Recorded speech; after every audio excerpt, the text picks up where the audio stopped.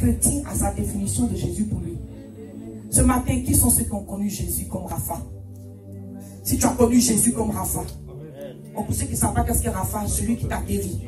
Si tu l'as connu comme celui qui t'a guéri, lève les mains. Si tu l'as connu comme celui qui t'a défendu, lève les mains. Si tu l'as connu comme celui qui a relevé ta tête. Dieu me rappelle ce matin, il y a des personnes dont la tête sera relevée. Lorsqu'ils vont savoir véritablement qui est Jésus. Il y a des personnes dont la honte sera effacée. Quand ils vont réaliser véritablement qui est Jésus. Jésus est l'ami des rejetés. Les religieux ne peuvent pas vivre avec Jésus. Jésus n'a pas le temps pour la religion. La religion montre une facette dont ils n'ont pas le pouvoir pour maintenir. La Bible dit, ils connaissent la parole, mais ils ne connaissent pas la puissance qui est derrière cette parole. Ils connaissent tous les versets de la Bible, mais ils ne peuvent pas guérir un mal de tête. Mais moi, je ne connais pas tous les versets de la Bible. Je connais un verset qui me dit qu'au nom de Jésus-Christ, je chasse la maladie. Au nom de Jésus-Christ, je terrasse les démons. Au nom de Jésus-Christ, les miracles me suivent. Ce matin, je suis venu dire à quelqu'un, Jésus, qui est avec moi, Jésus. Aujourd'hui, si tu n'as pas l'argent pour payer ton téléphone, tu prends le téléphone, tu appelles. On dit, tu n'as pas assez d'unité, raccroche. Tu es venu retrouver celui qui relève, celui qui était tombé. Tu es venu retrouver celui qui te trouve dans le fait que tu es en train de sentir parce que tu es mort. Ce matin-là, il y a quelqu'un dont la vie sent mauvais. Où tu es? N'aie pas honte de ta vie. Quand tu te regardes dans le miroir, tu sais que c'est pas ça. Tu as la bonne place. Jésus arrive pour les malades. Il dit, je ne suis pas venu pour les bien portants. Donc vous tous, il n'est pas venu pour vous. Il est venu pour ceux qui sont malades.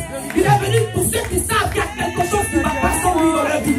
Il est venu pour ceux qui savent que lui seul, il peut remettre en place ce qui n'est pas à sa place. Il est venu pour ceux qui savent qu'il est le nom au-dessus de tous les noms. Il est venu pour ceux qui savent qu'il est le réconciliateur avec Dieu le Père.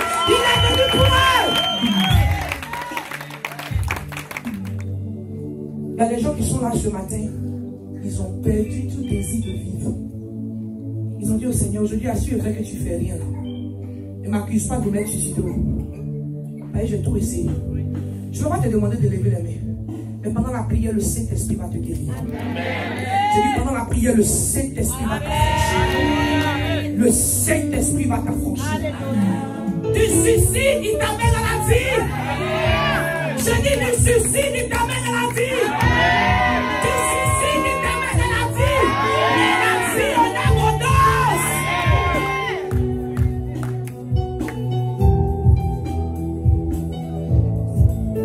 Mais à tous ceux qui l'ont reçu, ce matin, ne sors pas de l'église sans recevoir Jésus. Il faut que ton cœur soit convaincu. Tous ceux qui sont sous le sang de ma voix, tous ceux qui vont me suivre depuis les ondes de l'internet, ne sont pas sans Jésus. À tous ceux qui l'ont reçu, à ceux qui croient, ce matin je te demande, est-ce que tu crois? Parce que beaucoup parmi nous ne savent même pas qui est Jésus. On connaît son nom.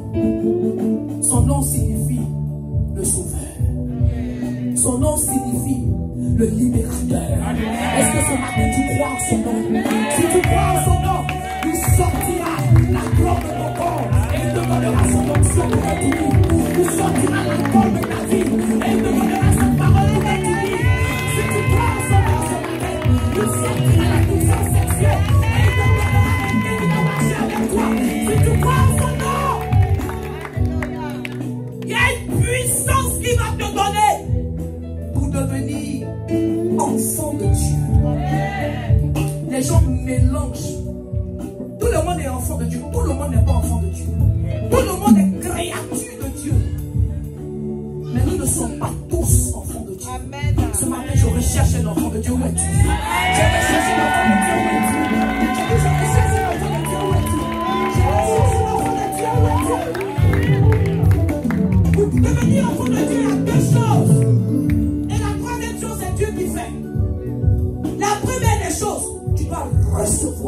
Jésus. Recevoir Jésus, ça veut dire quoi?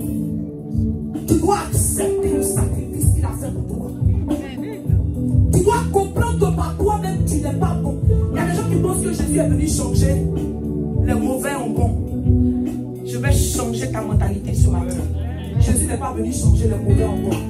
Il est venu changer les morts en vivants. Parce que si tu n'as pas Jésus, tu n'es pas vivant.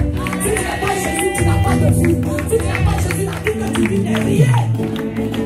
Sans Jésus, il n'y a pas de vie. La Bible dit qu'il est la lumière, la vie. Tu reçois Jésus pour le pardon de tes péchés. Et la deuxième des choses, tu crois en son nom. 2019, tu dois croire en son nom. 2019, tu dois croire en son nom. Quand le problème t'appelle, tu dois croire en son nom. Quand les vagues se lèvent, tu dois croire en son nom. Quand la maladie frappe à sa porte, tu dois croire en son nom. Quand le sorcier se lève, tu dois croire au nom de Jésus. Tu le reçois, mais tu dois croire en lui. Est-ce que tu crois? Je rencontre des chrétiens qui me font rire.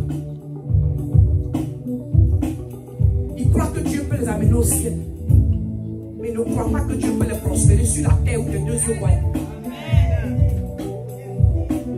Ils croient que Dieu peut les transporter au ciel, mais ils ne croient pas que Dieu peut prendre ce que tu lui donnes et il va multiplier au point où tu n'auras plus de place pour recevoir.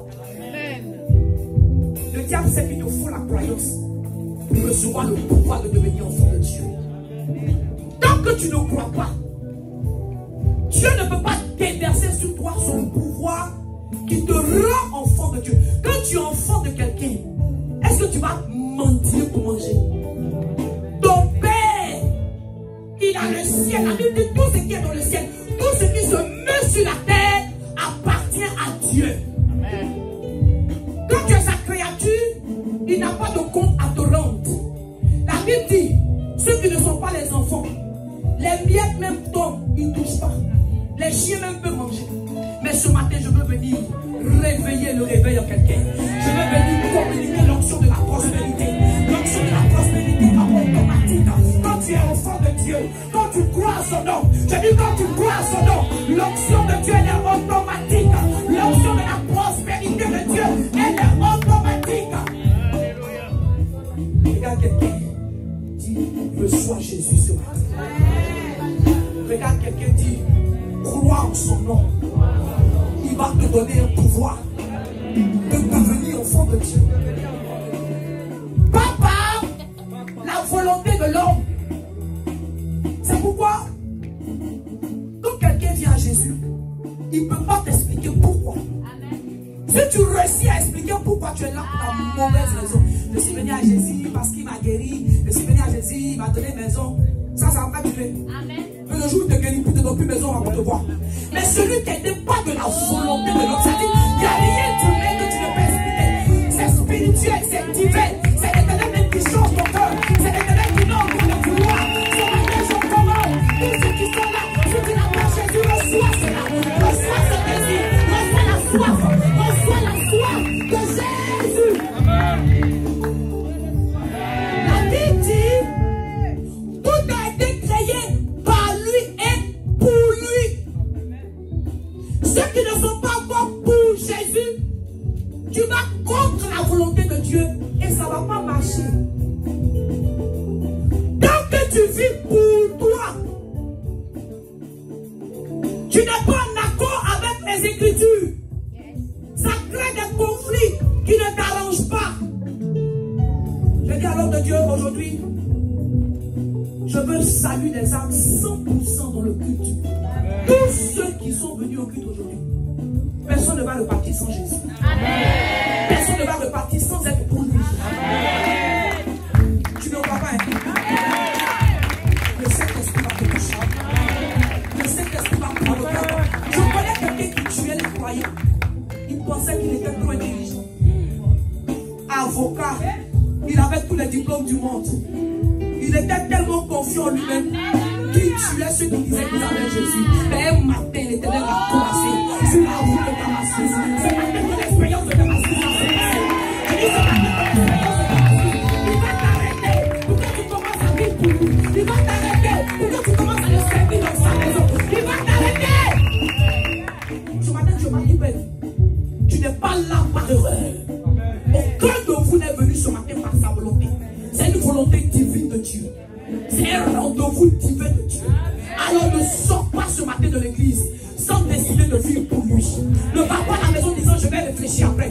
Demain ne t'est pas promis. Tu sais, la vie de l'homme n'est qu'une fleur. Aujourd'hui elle brille, demain elle est fanée. C'est fini pour elle. Ne me dis pas je suis jeune. Quand je vais vieillir, qui t'a dit tu vas vieillir? Ne me dis pas demain. Qui t'a dit tu vas voir demain? Dis avec moi aujourd'hui le jour de mon salut. Dis aujourd'hui le jour où je vais vivre pour lui. Aujourd'hui est le jour où je vais me décider de vivre. Je veux voir toutes les bouches en train de parler. Si une bouche n'est pas en train de parler, j'arrive. Aujourd'hui est le jour où je vis pour lui. Aujourd'hui est le jour où je vis pour lui. Je dis aujourd'hui est le jour où je vis pour lui. Tout a été créé par lui et pour lui.